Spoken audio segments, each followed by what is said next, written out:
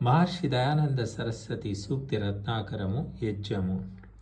యజ్ఞ విద్యను శబ్ద విద్యను తెలుసుకున్న వారు గొప్ప విద్వాంసులవుతారు. యజుర్వేద భాష్యము. అగ్నిహోత్రాది యజ్ఞాలను ప్రతిరోజు చేసే మానవులు సమస్త సాంసారిక సుఖాలను వృద్ధి చేస్తారు. యజుర్వేద భాష్యం.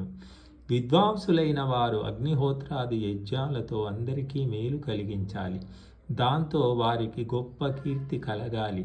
ప్రాణులన్నీ దీర్ఘాయువును పొందాలి. యజుర్వేద భాష్యం.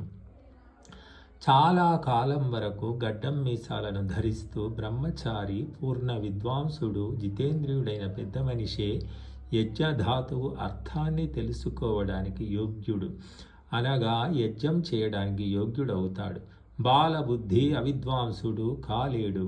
హవన రూపమైన యజ్ఞంలో మాంసం, క్షారం, పులుపు కంటే భిన్నమైన పదార్థాలు, కారం వంటివి, గుణరహితమైనవి, సుగంధమైన, పుష్టికరమైన, తీయని, రోగనాశకాల వంటి గుణం కలిగినవి, ఇవే హోమం చేయడానికి యోగ్యమైనవి. యజుర్వేద భాష్యం. ఓ మానవులారా, అన్ని యజ్ఞాలలో అగ్ని మొదలగు వాటినే పశువని తెలుసుకోండి. కానీ ప్రాణులు ఈ యజ్ఞాలలో చంపడానికి యోగ్యమైనవి కావు, ఆహుతి చేయడానికి యోగ్యమైనవి కావు. యజుర్వేద భాష్యము. పశువులను చంపి హోమం చేయాలని వేదాది సత్యశాస్త్రాలలో ఎక్కడా వ్రాయలేదు. సత్యార్థ ప్రకాశము 12 సముల్లాసం. యజ్ఞంలో మాంసం తినడంలో దోషం లేదు లాంటి నీచపు మాటలను వామమార్గులు ప్రచారం చేశారు.